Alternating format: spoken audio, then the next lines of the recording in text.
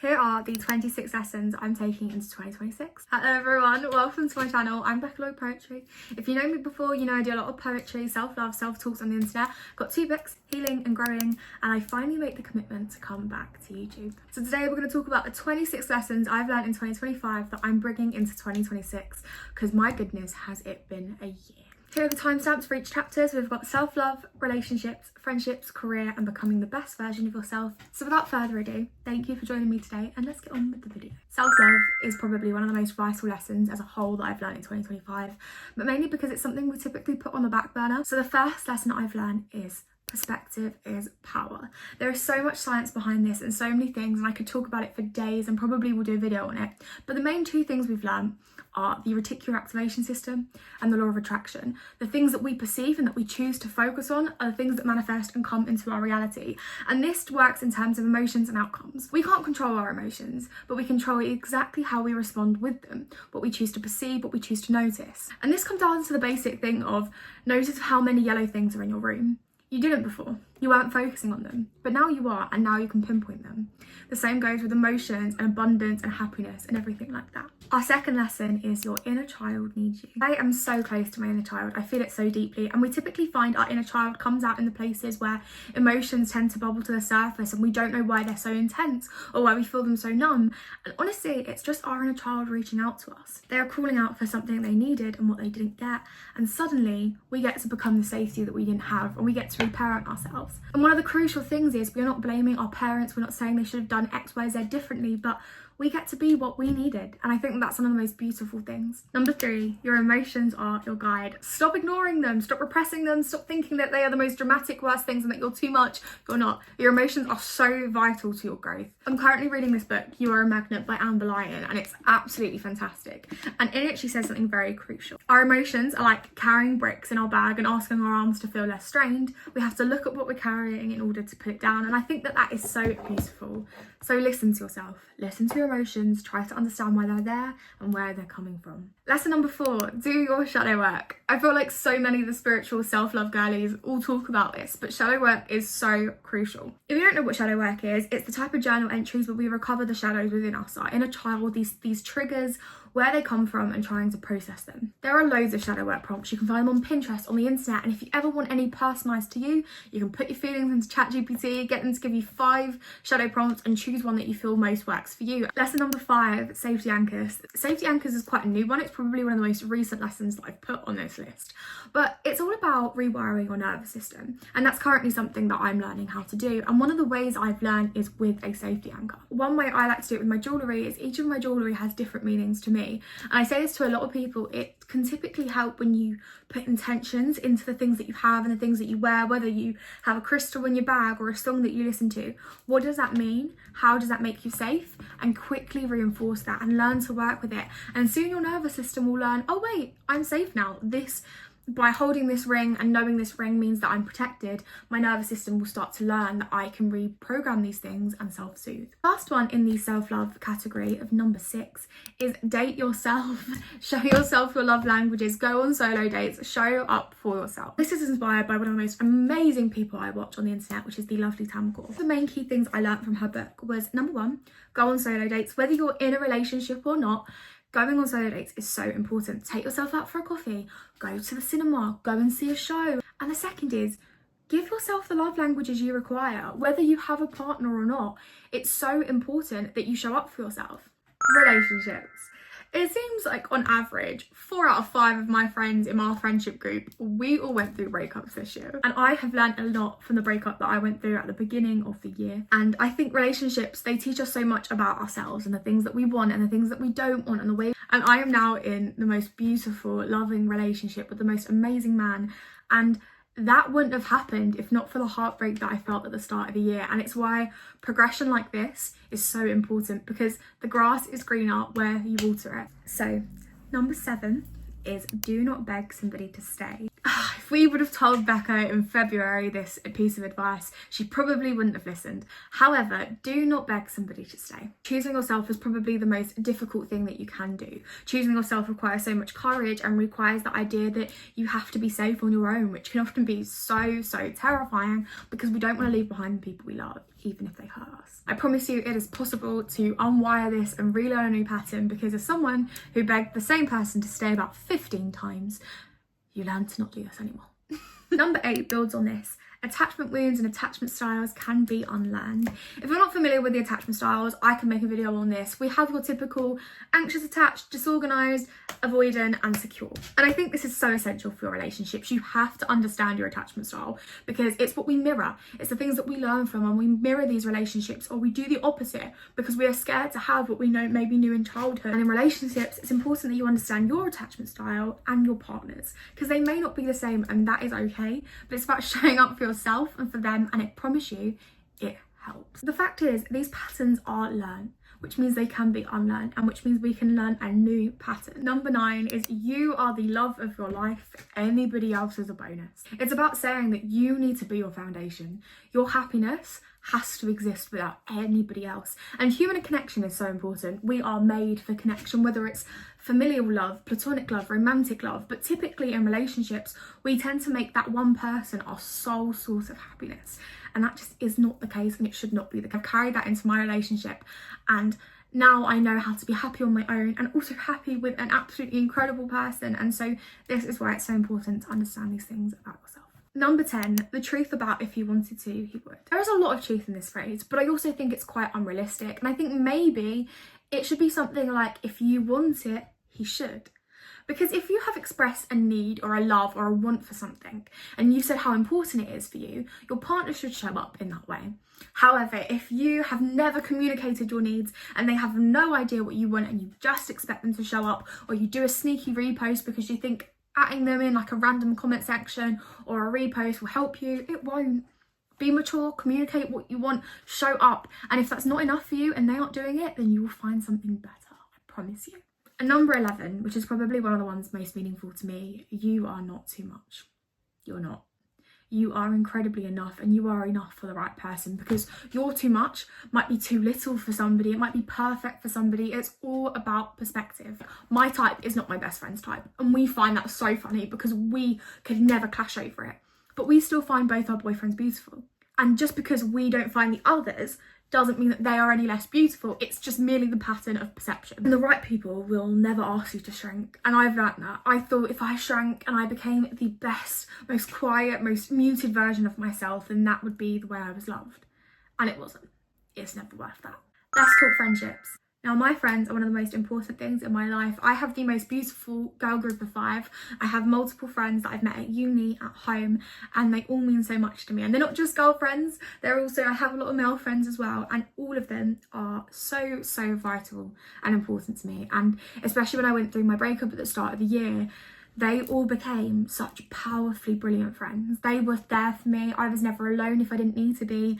And I have never ever realised just how vital friendship is until that point. So here are my lessons on friendship this year. Finding your people takes time. So finding your people takes time. They might not be the people you meet in school. I'd say I probably only speak to about 10 max from school, if that. I can actually count now, hold on. I might actually only be, eight. I talked to 8 people from school. That's it. So it takes time, trust in the process. One of my best friends I met on the first day of uni in one of our seminars, and we probably didn't become good friends until 2nd year. Our next lesson is understanding context-dependent friends. Some friends aren't all friends. So we have your best friend that can be applied to all contexts. She's the friend that you go to for a gossip, for a cry. She's the friend that you can speak to every day. But you might have another friend that you only speak to once a month, but when you see each other, you catch up like nothing's happened. And you might have the friend that you don't really talk about what's going on deep in your life, but you can always have a laugh with. And all of these friends are equally valuable. And it's about understanding that they're different contexts, and that is okay. You will be a different context friend to people too, and that is also all right. The next lesson is outgrowing people is not a betrayal. Back in 6th form, I had a friend that outgrew me, and I have to say she wasn't particularly kind. However, she outgrew me, and I didn't really know how to understand that. I didn't know what that meant, and it's only when I've outgrown friends myself that I've realised perhaps it's just because you don't align anymore. And that idea of like a tree being overgrown and you have to cut things back to make it beautiful again, that is okay. And the people that you are meant to know will stay with you. And if they leave or you need to leave, that is absolutely okay. You do not have to stay with people if you feel like your paths are outgrown. You don't have to be okay with how they treated you, but you can be okay that you've outgrown and you're not the same people anymore. And the last lesson I have taken from 2025 about friendships is make the effort. It seems obvious, but sometimes we put more effort into our romantic relationships than we do our friendship, and they kind of should be equal. The way you treat your partner is not the exact same way that you treat your friends, but they are still fundamentally important. And effort sustains connection. Checking in on them matters. Doing things for them matters. So platonic love deserves effort. Let's talk career and education. Whether you're in school, at uni, you're at work, whatever it is, you're looking for your dream business, you've quit your job and you want to go into something even better. These are the things that I've learned in 2025 that I will be taking into 2026 with me. The first lesson in this category is consistency is key. I know that this is a common one, but it is so important. Showing up little and often is so much better than cramming it all in and expecting it to work like that. It's just about committing, showing up for yourself. And if you fail and you don't show up on a good day, you try again the next one. You don't have to wait until Monday to try again. You can try again on Thursday. That works. The next one is personal curriculums. I love that this trended on TikTok. I never had a name for it until this year, but personal curriculums are so important. Reading, learning, having something that you learn outside of education, outside of career that you are genuinely interested in. Because knowledge builds confidence, it builds so much power and intellect, and it's so important to the human experience. My curriculum in 2025 looked like this. Read at least 100 books, which I did. I read 3 books on the go, so I have a fiction, a non-fiction and a poetry book. I also like to learn new skills, so I've been learning how to read tarot and I've been learning how to play the guitar, as well as learning a language on Duolingo. I think my streak's about like 850 now. So my goal for 2026, one of the things that I want to learn is how to read the stars. I think it's such a beautiful concept to be able to look outside and be like, that's Orion, that type of thing. And when me and my boyfriend went on holiday a few weeks ago, we sat by the sea and I was able to point out a star because I have this map, this app called Skyview, I think it is. I'll put a link down below. And it shows you where everything is. And I love being able to learn that. So that is one of my goals in the new year. The next lesson is it's already yours. Act like it's yours, talk like it's yours, show up like it's yours. If you get 2 views but you want 2 million, pretend there's 2 million people there. Fake it till you make it. I saw a quote once that was like, we have to act like we do when we go to sleep, which basically means that we pretend to fall asleep, to go to sleep, to dream. So we need to do that with our lives as well. Because a bit like the first lesson, which was perspective is power, the more you tell your brain something's true, the more it will find proof that it is. The next one is something I have taken from this book again. It's what I'm currently reading, but I just think it's such a powerful book. Lyons is an incredible author. She was talking about goals and realistic goals. And the lesson here is the only person the goals have to be realistic to is yourself. You might have family members or friends or teachers who are like, that's not realistic. You can't do that. If it's realistic to you and you can see yourself becoming that, do it. The last lesson in this section is detach from outcomes. Once you've manifested, once you've said, yes, this is what I want to work for this, detach from the outcome. If you're manifesting 10,000 followers on TikTok, but you're checking every day and refreshing it, you're basically telling yourself that you don't already have it. Whereas if you tell yourself you have it, you know it's happening, you trust in the universe, it will happen. It will come around. The more you check it and you find proof that it won't happen, the more your brain thinks, it's not worth it. I'm not worth it at all. So that's one of my main lessons about career and education. Becoming the best version of you, connecting to your higher self, it's so important because there is a part in the world, in the multiverse and whatever it is, where that part already exists. So lesson 20 is knowing the difference between intuition and anxiety. Intuition is calm. Intuition doesn't shout. Intuition is heard. Anxiety screams and pokes and runs and shouts and goes like this and it's really crazy, and anxiety is a ball of mess. Knowing the difference is crucial. There are big moments in my life where my intuition has spoken and I have been right. For example, with my breakup at the beginning of the year, I never got told anything. Body, it just froze. And I was laying in bed and all it said to me was, there's something he's not telling you, turn around and ask. There was no panic. Whereas if it was anxiety, it'd be like, something's not right, something's not happening, I don't know anything, blah, blah, blah, blah, and you build up that frustration. But I just knew. As I spoke about it, and there's a lot about female intuition. I'd love to do a video on that. But it knew, and it helped me really connect to the person I am. I think it's so important to understand that voice inside you. The next one I've spoken about a little bit in this video, and it's trusting in the universe, taking a back seat and saying, hey, I know it's going to happen for me. Like I said before, it's already yours. Believing in something greater and surrendering to it is so crucial. I know that things are going to be okay. And a key bit of proof for me was that breakup at the start of the year where I was a shell of the person I thought I was. I broke down, I crumbled, I thought this was it for me. And I look at myself now and I'm a completely different person for the better. It's quite wicked.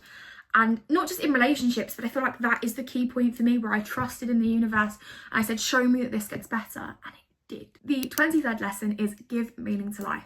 Whether that's angel numbers, whether that's seeing a certain animal, whether it's seeing a robin, whether it's seeing a butterfly, whether it's crystals, whether it's glamour magic. I mean, I will sound very spiritual, but glamour magic has been a very crucial thing that my housemate taught me this year. So she taught me about glamour magic and prescribing meaning into your makeup and saying, every time I put this lipstick on, it means I speak with love to myself. Things like this. Prescribing meaning, it works. Number 23 is manifest. We've all heard it, whether you do that in the form of scripting, vision boards, Pinterest boards, journaling, whatever it is, manifest it.